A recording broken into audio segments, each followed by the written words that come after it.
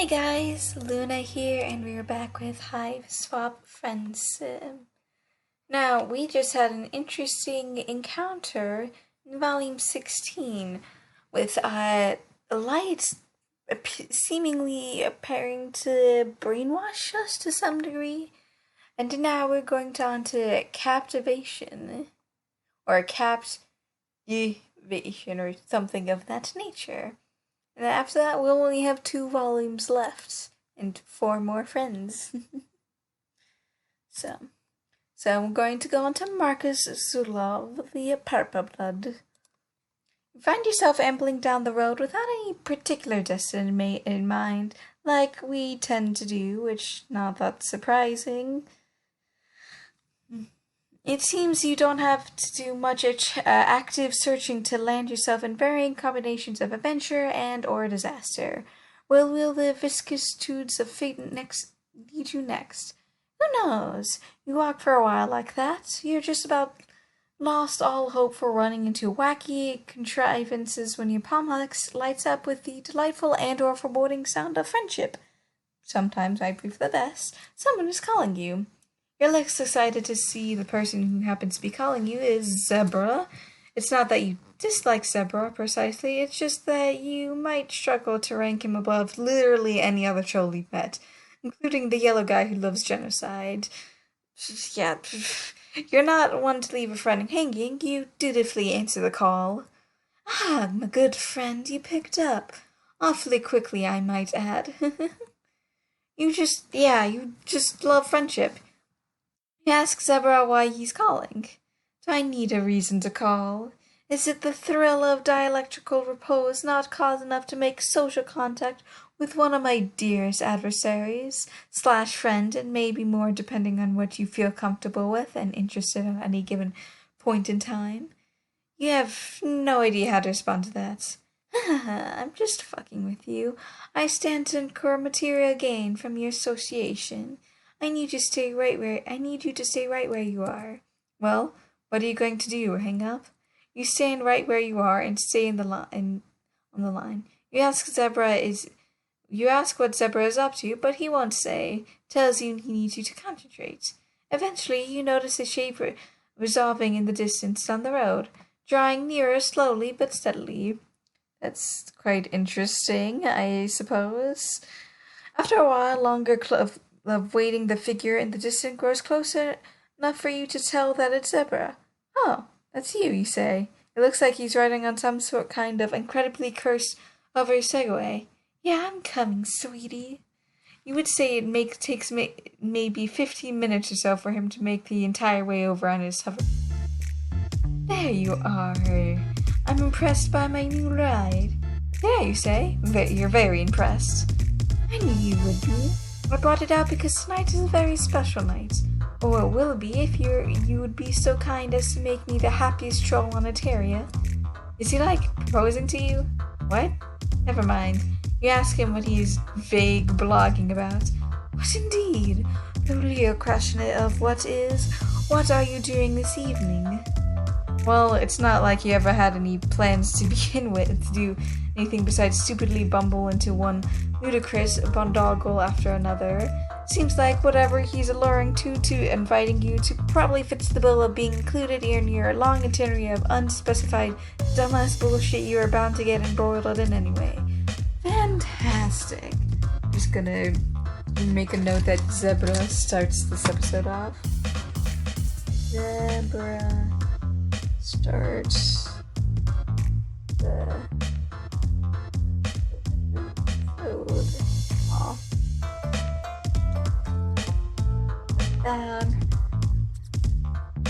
It just so happens I managed to get my hands on 2 tickets to Clownfest XX Rex, and I thought who better to take along than my dearest aliens associate of specific nature, which, yeah, it's definitely a good way to start, I suppose. You have no idea what Clownfest XX Rex is, but you're not off to a good start with the name. I should have known you wouldn't be familiar with it. It's a little sophisticated for an off-world reprobate such as yourself. It's a music festival surrounded around purple blood performers. Now, normally I wouldn't trifle with high blood entertainment, disgustingly oppressive as it is. Well, when you think about it, aren't clowns the most disprivileged class of them all? You don't ask him to explain what he means by that, because everyone would be really angry reading it. So, free to toss your meaty morale body into the clown pit to whatever mosh to death or whatever. I knew you'd be there for me. Sure, yeah, and totally not there just because I'm curious for friendship or whatever. Alright, so let's go. Zebruh invites you to hop on the back of his scooter so you can head out to Clownfest. You say you're not sure this is the most effective avenue of locomotion. Zebruh tells you it's all about the rage and not to be little bitch about it. So let me tell you a bit about my plans for tonight. It feels like the scooter is going even slower than it was when he arrived, now that it's struggling under the weight of 2 people. Yeah. You see, my favorite rhyme juggler on the planet is going to be there tonight. His name is Murvus Xoloto. You might have heard him. He's pretty famous. You say you never heard of him because you're an alien. Oh, right. Well, he is only the best in all Altaria. He came up a few sweeps back when he won first place on Slam or Get Cold. Oh, please, you tell me you at least know about Slam or Get Cold. You do not know about Slam or Get Cold. Well, it's a bi-sweeply reality program where aspiring slam poets come to prove who has what it takes. It's really cutthroat stuff. I mean, I think there's at least 5 decapitations a season. The competition's about skill, no matter the blood color of who's competing. The troll who wins is the troll who has the nastiest flow and the dopest bars. Everyone has an equal shot. I'm glad that everyone has an equal shot at this. I mean, sure, a high blood has won every season to date, but it's basic biology that clowns are better at rhyming than everyone else. Even if high bloods were low bloods, that would still be true. It's equality. Yeah, it makes sense that you think this is really progressive stuff that you're saying. Where could it have possibly gotten so educated and smart? Totally. Well, you flatter me. Anyway, as you know, I'm deeply connected in the music industry, but because of my oppressive helmet spectrum systems, I'm afraid I'm only truly afforded downward mobility. The clown sphere is really a close-knitted community. With the right hustle, I'm going to break that glass ceiling. Murvus is the perfect troll to bring me into the fold. You say this guy sounds pretty brutal. Are you sure you want to actually meet this clown? What, Murvus? Yeah. I mean, sure, he does what he needs to survive in a hugely ossified power system that could truly never be dismantled by the actions of a single individual, but that doesn't mean that he supports it. Contrary to what you might think, Murvus is a spectacularly subversive figure in the industry. If you listen to his music, really listen, you'll hear some of the borderline revolutionary stuff. I think you'd tear it all down if you could. I'm glad that he thinks that is the case. I might have mentioned it, but being a clown is kind of woke. That's why I always wanted to probe that thing Pan of his, really get to the bottom of his radical praxis and help spread his messages of social reform to the masses. Hopefully, sure, you're going to help me do it. After 4 hours of scooting and one excruciatingly detailed unbroken count of the events of the past 3 seasons of Slam or Get Cold, you arrive at Clownfest XX Rex. This actually looks pretty nice. Granted, you could see all of the purple with a little bit of red and orange in it, but basically all purple. Clownfest feels more like a circus than your idea of a music festival. In the distance is a wide-open field dotted with disorganized masses of people, all gathered before a nightmarish stage you presume to be the site of the evening's main event. The entrance to the festival grounds opened into something of a parking lot, filled with whimsical tents and people selling various snacks and refreshments. Which is probably better than nothing. You see a clown juggling what looks like at least 7 hot dogs. Absolutely ghoulish. You're glad Damien isn't here to see this. Zebruh brings you up to the gates, flashes your tickets, and gets you respined and admitted to the festival grounds. Seems seems like there's still some time before the performance is slated to start. There's some spectators already gathered in the field, but those more privileged broadcasters are lined up around the tents in the lot to buy food or merchandise. While you walk around the festival grounds, you ask Zebruh what exactly he has planned. What could you possibly do to get him in good with the clowns? Zebruh takes it as an invitation to whisper conspiratorially into your ear. His breath is hot and heavy against your hearing canal. Here's the plan, my sweet little rush-drop. We get in and wait for the show to start. And then when Murvus comes onto the stage, really gets into his act, you're going to jump at the barricade and rush the stage. Or at least, you're going to try. Of course, I'm going to stop you. I'll tap you before you make it to the stage, and I'll call you right in front of Murvus and everybody. Well, calm down. I'm trying to tear down the stereotypes that lowbloods are all simple-minded dullards, and you aren't doing your people any favors by reinforcing the cause for predators. Obviously, I'm not really going to kill you. I'm not going to really kill you. You simply pretend to play dead after I heroically forward your black designs on Murvus. My actions will firmly place me within Murvus' action quadrant, so you'll have no choice but to recognize me. Sure, whatever you say. Fill the cloud to see what a hero I am, and praise me, and bring me backstage to reward me. It's really a flawless plan, my dear. It's just do what you're told and nothing will go wrong. Did I already say this? Yeah, so before you can proffer any critique of this Casper, jovial camera of chatting and revelry surrounded you is pierced by a rising chorus of blood-curdling shrieks. You look around to ascertain the source of the dreadful sound, but it quickly becomes apparent that those were not screams of pain at all. You know what Zebruh joins in with the ear-splitting squeals. That's him! He honestly looks really nice. It's the man of the hour himself. An expensively dressed juggalo is making his way through the crowd, flanked by a robust team of hulking indigo bloods. Every aspect of him telegraphs unimaginable celebrity that purposefully disheveled yet fashionable fit of his clothes, the swagger of his step, the 10-man camera crew trailing behind him. He walks with a measured poise despite the chaos rising around him. Dozens and dozens of young chords are flinging themselves at the entourage without any apparent concern for their safety. The bodyguards are roundhouse kicking the ear teens into the ground left and right, like a bloody blender of adolescent aliens. It's pure carnage. He really knows how to draw a crowd, doesn't he?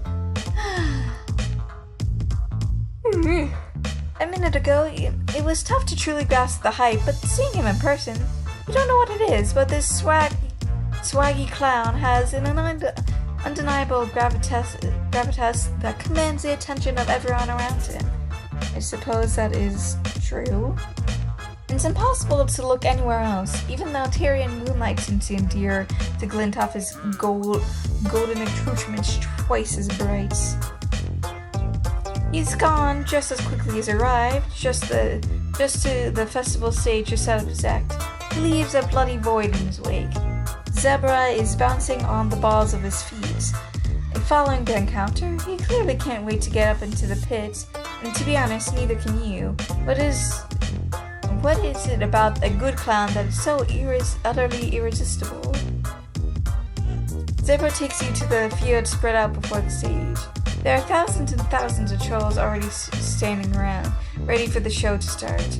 The looks of the crowd in the back breaking down the tents, there have been rushbloods camping out for days to secure the spots, but even those hard-won locations are much further to the back where Zebruh is leading you. I am not surprised. And there aren't many high-bloods here by comparison, so Zebruh is able to take you to walk right in, also pass all the ceruleans and grab a spot by the barricade with maybe 5 minutes to spare before the show starts. There are some roadies up on the stage now dashing around to finalize all the equipment arrangements. Oh shoot, do you remember to bring your concert diaper? Excuse you? Zebruh turns to you with wide eyes. You're awfully close together now, boxed in by the swell of trolls pushing your bodies closer and closer to the stage. You know, concept diaper. You don't actually know. You don't have a single clue about your concept diaper. You ask him if he's wearing his concept diaper. He pats the front of his pants, which you notice are looking a bit plumper than usual. Of course. You can't just come to one of these things without your concept diaper. Things in the pit can get pretty intense below, and you can't leave it to your land gapper after it starts. Man, you're really going to regret not bringing your concept diaper. So, is everyone around us? Ugh. Why am I not surprised? Before you can even attempt to formulate a response to that, the crowd breaks into thunderous cheering, as the show is about to begin. Rap skips a beat as you look up, but of course the clown who's clambering up to the center stage isn't him. Murvus is clearly too hot to blow on the first act. All the same time, people are real fired up over this Wrangler Junglo. He seems like a serviceable clown, you suppose. He's got enough gold chains and is reasonably swaggy. He gets bumping, drops a few bars. It's fine, you suppose. But he's not your clown. You know the moment you laid eyes on Murvus that he was the only clown your heart would ever be able to see again. Zebruh leaves Interior and has to yell to be heard over the sound of the music in the crowd. I never much liked Rasputin's work, to be honest. Sure, the beats are produced well, but he has a very insipid sense of lyricism. Here's his clam this, here's his infidel military might that. We get it. You want to harpoon the heiress. Who doesn't, honestly? You don't need to hear about it all day. What can you say, though? A solid 15 minutes of mildly productive slam later, an old Slamey slinking off backstage. As soon as he's gone, a new jester takes the floor. If you wanted to get into the music, it proves difficult. Every new act they bring onto the stage is immediately followed by a following earful of Zebruh's gathering critiques. Wonder why he's so fixated on getting good with this gaggle of urban fessures if he thinks so little of their technical and artistic merits to begin with. That's all I can say. As you lean steadily against the barricade, you're starting to wonder if it's all worth it, which I think it will be. Could it be the sight of a single rapping man really outweigh all the physical and psychic agony of waiting and standing stewing in the heat of the pit? Will you just have endured nearly 3,000 words of hanging out with Zebruh for something that will ultimately let you down? But as the penultimate clown trudges off the set, you taste the air of change. Lights on the stage go dark, the booming sound of the system goes quiet, and a tremendous hush falls over the crowd, which is a good sign, definitely. You feel your heart stops in that silence. You know down to your bones that this is the moment you've been waiting for. From Sea Dweller to Westblood, nobody moves. The sound of his light footsteps against the darkened stage can only be audible to someone as close as you. The anticipation swallows you whole. When the floodlights snap back into light and illuminate his astounding figure center stage, you feel it. Though yet modest statue, the lengthy juggler has the presence of a man 1,000,000 feet tall.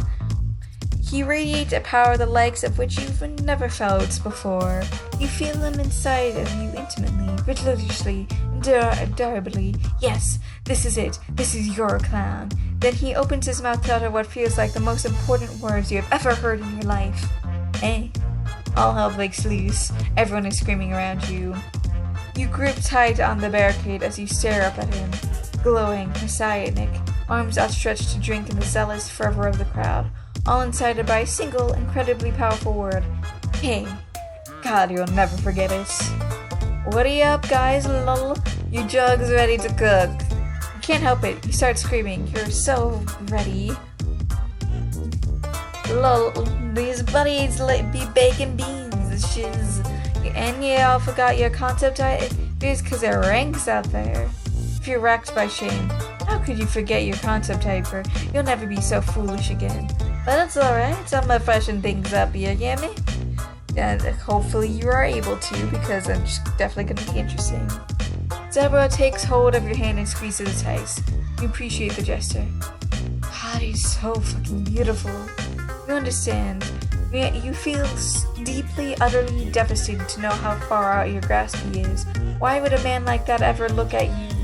There's no way someone so tremendous, so magnificent, so extravagant would waste his time offering his friendship to someone as insignificant as you. But as desolating as that feeling may be, you aren't ready to pull him out of your life just yet. Maybe there are other ways you can be close to him. Listen to his music. Follow him wherever he goes. Dedicate your life to him. You want to know him, everything about him that you can. Maybe in this way you can honor him, befriend him in your own heart. If not his, is a love one-sided any less beautiful? When the music at last starts to blast through the speakers, you ascend. The pain in your legs and your back disappears. You feel nothing but streaming euphoria. You thank the forces of serendipity for guiding you to this glorious epiphany of this beautiful singularity. Sure, okay. The show is nothing to scoff at either. You, a highly discerning individual, know to frequently make posts online regarding the quality of rap and whether or not those who purport to possess such ability to do, in fact, have the acquired requisite bars, are fully blown away by the act. Sure, okay. It's some really good stuff. He's just really going in hard and hot with those raps. Not that the intensity in the soul barometric is the quality of hip-hop.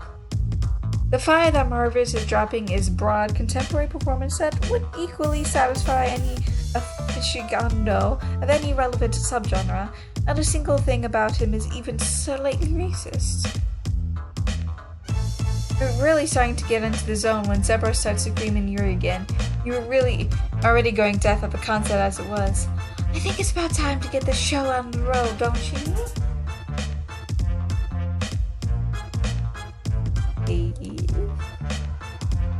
Go along with Zebruh's cowardly and nefarious plan to scam your beloved clone. You enrapture you may be with Murvus's magnificence. A promise is a promise, and you can't let Zebruh down. Oh no. You wait for the right moment and you start to vault over the barricade as quickly as you can manage. You clear the barrier and drop down into the gutter between the stage and the crowd. You're not sure where to go from here. You glance back towards Zebruh for guidance, and the crowd has noticed that you're doing. Alright, the onlookers are swarming with rage at your insolence. Zebruh makes his move. He starts to follow you up and over the barricade, but things don't go as planned. Instead of heroically stopping you from making Murvus, Zebruh is put upon from either sides by grasping claws. They don't recognize what Zebruh is trying to do. They think he's just another conspirator trying to join you in your attempt at Murvus's life. Watch at stunned horror at the trolls closest to Zebruh take hold of each other's arms, dig in their claws and rip them right. Oh no. And they don't stop there. You barely have time to process what's happening until another pair of trolls ascend, helping to tear ruthlessly into Zebruh's body. His screams don't even register over the booming of the crowd system. That's not good at all. That's not good at all. Foundations of indigo blood spray hot into the human air. The barricade and the ground all around you are drenched in the friend's gore. You are frozen where you stand, the arid gutter between heaven and hell. This isn't how it was supposed to go, is it? You feel the inevitable press of entropy closing in. The trolls in the audience see you and they're already at a taste of blood. Your legs are as stiff as rods. As the carnage-caked trolls who made the short walk of your friend begin to vault over the barricade themselves. I'm not surprised. It seems pointless to run. You're stricken by a consuming sense of deja vu. You made a mistake, and the universe is going to clean up your mess. Trolls drop down into the gutter with you and advance. Close your eyes and accept your fate. Then you feel yourself begin wrenched up into the stage. Yo, what's up? Can't believe your eyes. Murvus, in all of his majestic majesty, has hoisted you up onto the safety of the grand stage. He's beaming at you with the most beautiful smile you have ever seen in your life. This development has certainly given the bloodthirsty crowd a pause. Murvus turns to them with an unerring grin and shakes his head. Y'all out there trying to kill my buddy? Yes, some of Thomas my fans are bigger clowns than I am, lol. Sure. His adoring legion seems to find that very funny. You're starting to realize that really you should have brought your concert diaper after all. Now it seems like there has been a big misunderstanding. This just want to be my backup dancers. Hey, hit it, cause show him what you got. He's helping you? You can't say you understand, but you're not about to look a sexy, gorgeous gift clown in the mouth.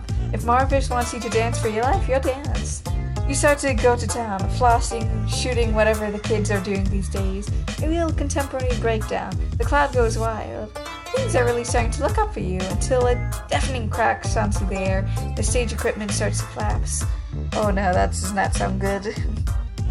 That does not sound good at all. It happens all so quickly. The bolts of all the stage scaffolding burst out into their settings, the lights catch fire, and one of the massive 100-foot screens behind the stage comes loose off its moorings. That does not sound fun at all. You have been easily pancaked by the huge screen if not for Murvus expertly clown-stepping you and himself out of the way. Half the crowd isn't so lucky. The big screen shadows when it hits the stage, raining hundreds of a 100-foot area of trolls with vicious glass. Jizz. Right when things were getting started. But the sound equipment was all obliterated by the sudden collapse. Nobody can hear him but you. For a moment, your heart looks lost.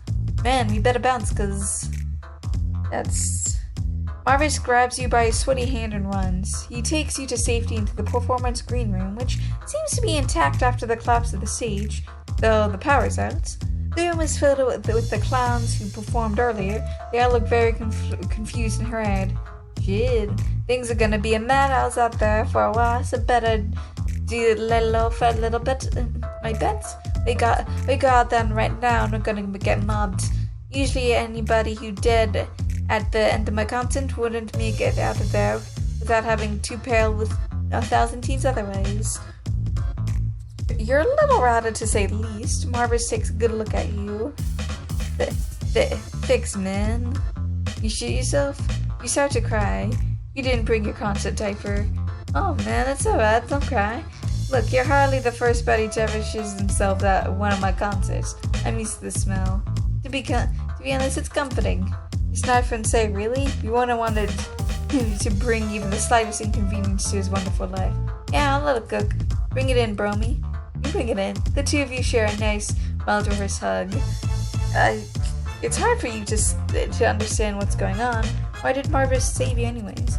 I saw you wanted to hang out with that blow who's always trying to get his snuff shooter up me and my juggish soul. And then you two were trying to make a real run for me. Gotta say it's brave. Gotta ask your buddy where they got the blotter rolls to try to pull a stunt like that. Respect. Well, it really wasn't much of a stunt. You were just going along with your friend's ludicrous plan to try and scam him into friendship under false pretenses. But it was really a bad plan, and your friend was killed on the spot immediately. And now you're pretty sure you're cosmically fated to die due to making a non-canon decision. What do you mean non-canon? Albeit this is non-canon, fam. What? Can't even make it mean to be non-canonical within the context of an inherently extra canonical framework. Skit, plebe. You're not sure, but you definitely have the sense that some of the decisions within the simulation carry greater values of truth and relevance than others, and that the linear progression of events is regularly enforced by a privileged narrative flow that privileges those actions which are most smoothly facilitates the design of the story's architect. Sure, you can hear that noise that way, but I say the architect of your own fate. Inspiring a sermon as Marius may be spitting, his wise personifications are interrupted when a clown in the back of the green room knocks over the water cooler. I'm not surprised. This gets the other clown who was talking to him really pissed, and they start duking it out. It really starts a chain reaction that pulls all the other high bloods into a whirling picture of clown carnage. Man, what the fuck is going on? It's like you said, you made a mistake, and the essence of the timeline won't rest until put things right. You can feel that it's happened before and it'll happen again. Well, I'm getting the fuck out of here. Come on, Troll Nostradamus, let's get shoots. Even as the incapability of your demise consumes you, you can't bring yourself to deny him. You follow him out the green room, fleeing before the clown fight you can pull you into the ground and grind you to bits. Out here, you're the one who's helped Murvus, and in the air, open air, it's unending processions of teens, quick time events. Some of them are carrying buckets. You just need to keep punching them out until you finally make it to his rich guy clown limo. Oh, very fancy clown limo. The driver is nowhere to be seen, so Murvus gets behind the wheel and you hightail it out of there. You stick your head behind the window and look back. There's a nasty storm brewing in the distance. I know somewhere will be safe. You make sure to secure your seatbelts. After dodging at least 3 fallen trees, a wayward deer luscus, and a lightning strike that blasts the hood off the vehicle right off, Marcus brings you to a clown church. Sure, we'll be safe there. Can't say this is a place was high on your list of venues you want to visit again, but this thing has a fucking budget. Whatever bullshit power that's coming after you, I'll have no reach here. This be hollow ground here, but natch. Murvus leads the limo on the lawn of the church, and you both hurry out, just in time because it explodes not 2 seconds after you're at the door. By instinct, Murvus shields you from the fire blast with his body. Rah, rah, rah. Oh no, Marcus, you beautiful soul! You're destroyed by guilt. How could someone you're so tremendous bring themselves to such harm for someone so meaningless as you? You drag Marcus's burned, scorched body into Clown Church and you collapse as soon as you pass the threshold. You start weeping. Jeez, Vam, I ain't dead, just a little toasty. You ain't gotta cry about it. God damn. I mean, are you really surprised though? Cause you kinda just had a series. Oh, okay. You help him up and bolt the door behind you. He's right. You do feel safe here. Nothing is collapsing. Nobody is being stricken with a hysterical urge to start a fight, and there's not even a single fire happening anywhere. Martha Messiahs be protecting us, buddy. Stay far here, right? You help Murvus sit down in one of the pews. You settle next to him and gaze up at the imposing architecture. It's not all so bad. There's a beauty here, there. Beauty in being a clown, too. You're starting to see. Maybe you're even starting to believe. You turn to look at Murvus, and his face is ashen and slick with sweat. This dead grip in the grill I had to hurt a little more than I thought. Your heart drops in your chest. We ask him if he's going to be alright. As long as we stay in here, we are alright. But can we really stay inside Clown Church forever?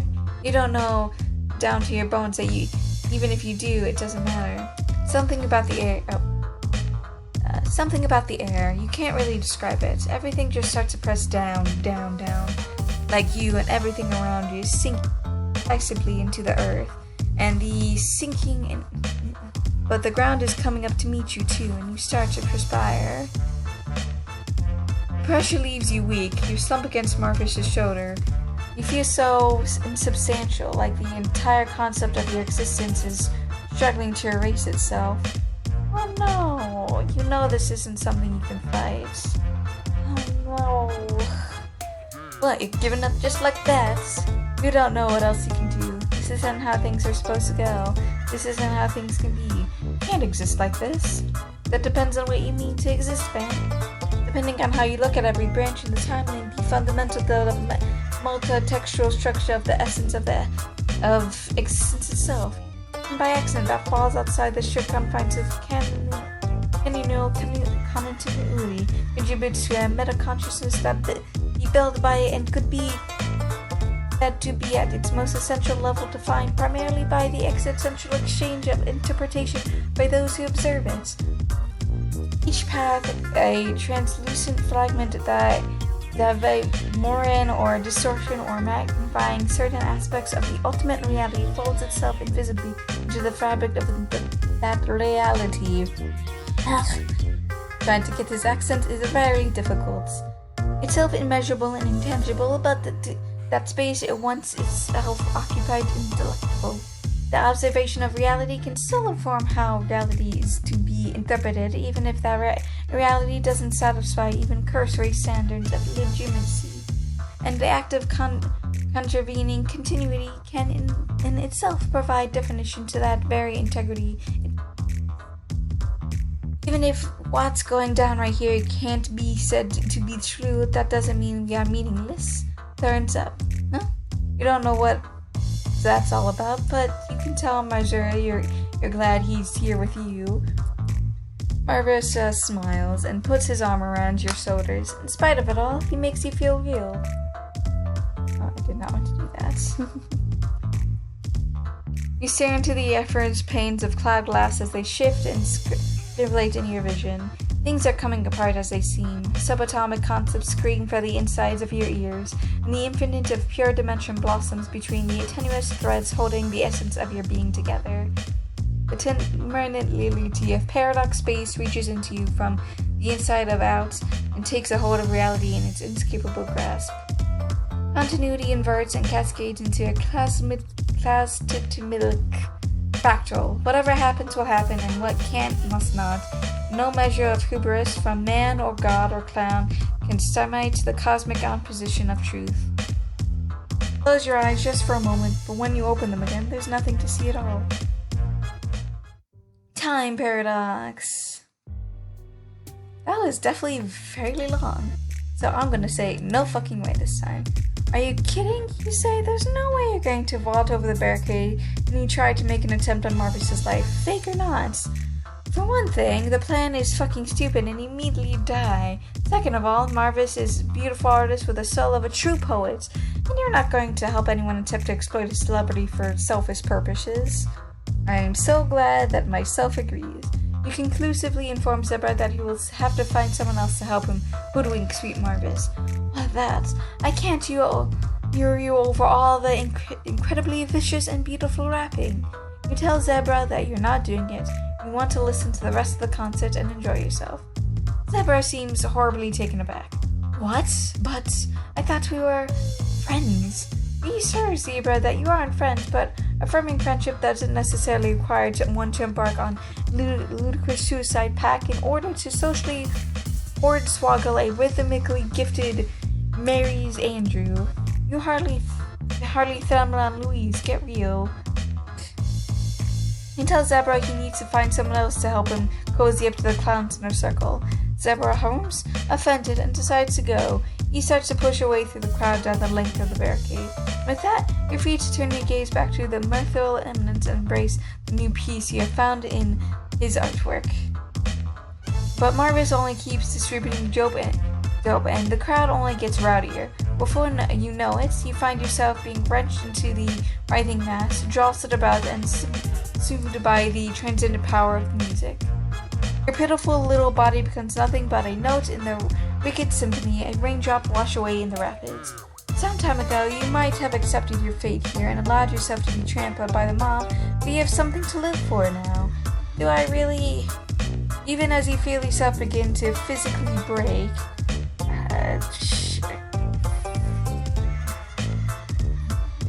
the sick beats tether you spiritually to the mortal world. His ruthlessly bars cut through the heat and the sweat and heavy stench of piss and meats. You're drawing you in like a sailor to the siren song. Not even death could wrench you free of his grasp. I could say otherwise, but sure, let's go with that. In spite of the odds, you manage to muster your way back up to the floor and exit the mosh pit in shattered mess, bruised, battered, and broken, hanging on only by the most tenuous of threads. As you look around, you get a glimpse of your fate. You're surrounded on all sides by trolls who have collapsed and been trampled dead, faces frozen in ridiculous ecstasy. Given how light-headed you feel, you aren't long for this world either, but you can carry on a bit further for him.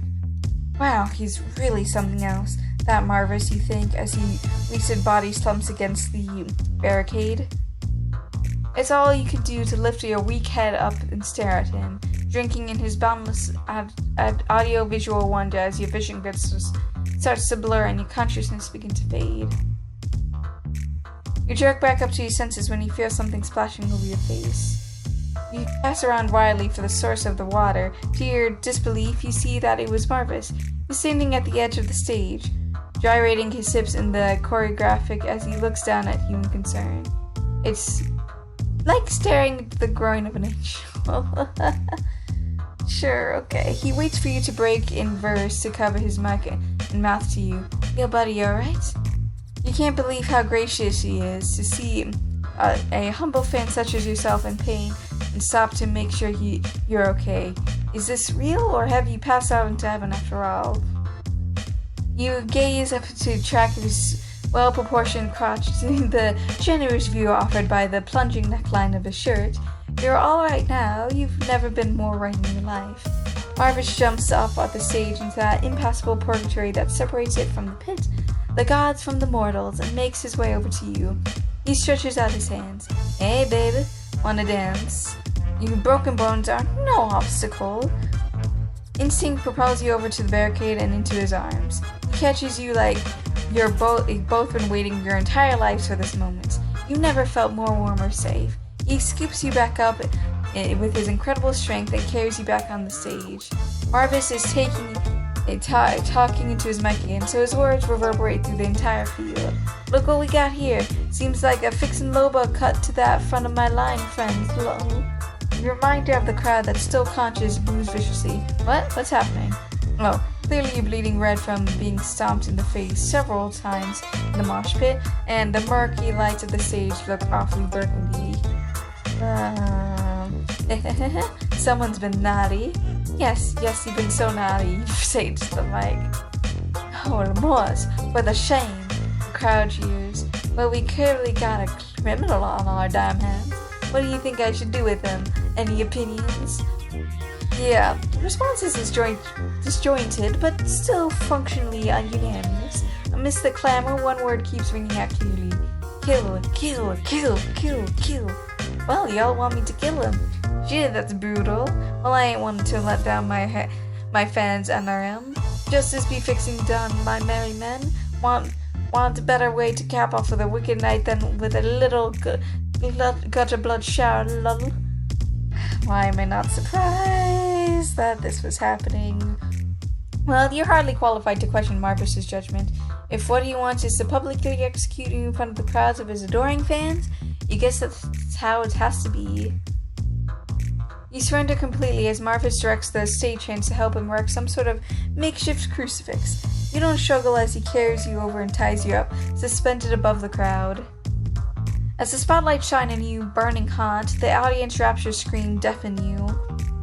But all you can see is Murvus approaching you, ringed in otherworldly light. His back is to the crowd, so you are the only one who can see his face like this. Intense, focused, and merciless. Gaze only meant for you. He steps up before you, face to face. You stare into his eyes, enthralled. Such clear eyes, so potent and beautiful. Your only regret is you can't gaze into them for any longer. Murvus takes a hold of his cane and, in a fluid motion, draws out a rapier, sharp hidden blade. The metal glints 1,000 colors in the light of the stage, almost as awesome as he is. You hope he strikes true. Yours would be a magnificent death, but then he winks. Oh no, is it a fake death? A fleeting moment of understanding passes between you. Could it be that Murvus is the friend you've been searching for after all? Oh, is it a fool's flight of fancy to dream so?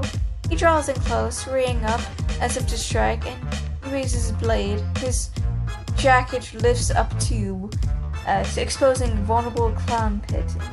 If you lean just now, maybe you could save over this one since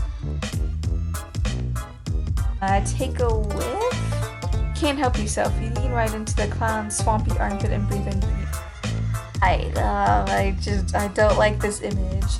The scent is like nothing you've ever smelled before. It's like the thick flavor of ambrosia glazed over an ogre's musk. Wet teriyaki socks sprinkled with a seasoning of pure passion. Powerful, indomitable, and beyond intoxicating. And then you snuff, sucking in as much of the hot, salty odors your nostrils as possible. So delicious. It's just, this is just, ugh. The fresh bouquet of exertion brought about by hard, relentless work, freely flowing is a manifestation of raw talent. You could just spend the rest of your life nestled into this Jester Fragments pit, which might be literally what happens. I hope he allows you to indulge. That's all I could say. Were you so bold, you might even take a hearty lick. Oh, how could he possibly take... If smell alone is so wonderful, you could be suckled up even a single drop of sweet Jester's hunky tea. Oh, God, I hate how this is worded. Why is this worded this way? You imagine some poor Let's Player having to read every delectable sentence of these poor Let's Play having to read every delectable sentence of these first paragraphs aloud and get a little hot and bothered. We aren't quite that brave. I'm brave enough to say it, but Marvick brings down the blade.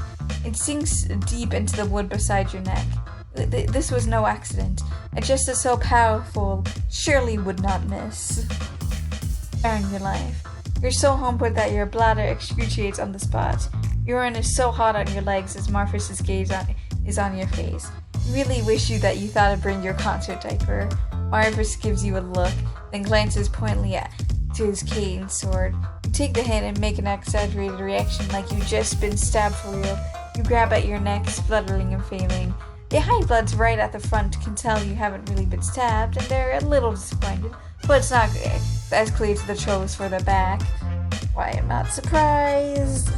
Somewhere around the mass of teal bloods, the illusion really hits home. They start giving fucking bonkers back there. That ape-ship wave travels back to the Burgundies and then ricochets back to the high bloods. You crack wide open as you play dead. This time, it's nothing like controlled moshing during the performance. This is pure anarchy, a whirlwind of death and brutality. Trolls are at each other's throats, literally ripping at each other's apart with fang and claw. All the blood spraying into the air makes the humidity really skyrockets.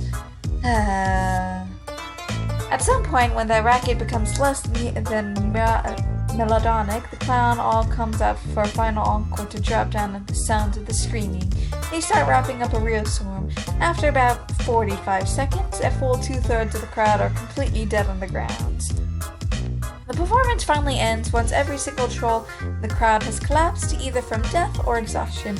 Only once the audience has worn itself out do the clowns call it quits.